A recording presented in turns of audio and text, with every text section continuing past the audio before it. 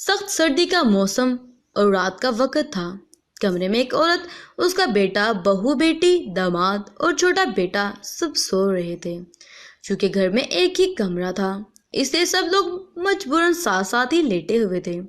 आधी रात के वक्त औरत किसी काम से उठी तो क्या देखती है, उसका बड़ा बेटा, बहू एक ही चारपाई पर हैं।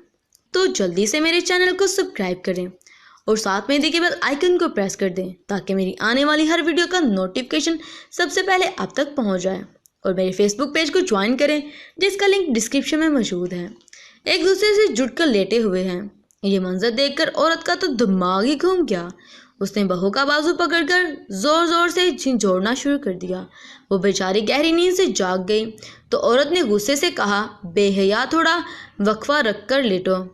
तुमको पता होना चाहिए कि कमरे में तुम्हारे अलावा दूसरे लोग भी मौजूद हैं। लेकिन बहू शर्मिंदा सी हो गई और अपने शोहर से थोड़ा हट कर लेट गई।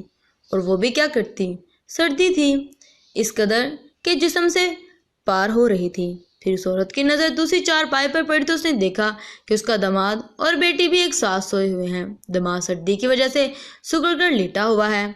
औरत ने अपनी बेटी को हिलाकर जगाया और बड़े प्यार से समझाया कि बेटी, ज़रा अपने शोहर के साथ चिपक कर सो जाओ।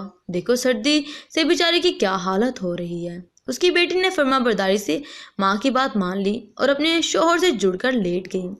उस औरत का छोटा बेटा जो साथ ही लेटा जाग रहा था, उसने ये सारा माजरा अपनी आंखों से देख लिया तो उसने रहा ना गया और अपनी माँ की दोहरे म्यार और दोगलेपन को देखकर ऊंची आवाज में बोला कि वाह माँ वाह, आपके क्या कहने हैं। एक ही कमरे में आपने दो अलग अलग मौसम बना डाले हैं।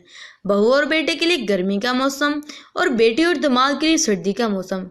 अब इस लड़के के साथ उसकी माँ ने सही सुबह उठकर किया क्या होगा, ये तो अलग मामला है। लेकिन हकीकत और तलक बात यही है कि हमारे माशरे में और दूसरे घर में अपनी बेटी और बहू के लिए अलग अलग कानून और इंसाफ का म्यार होते हैं। बेटी को हमदर्दी और बहू को सख्त और शक और की निगाह से देखा जाता है।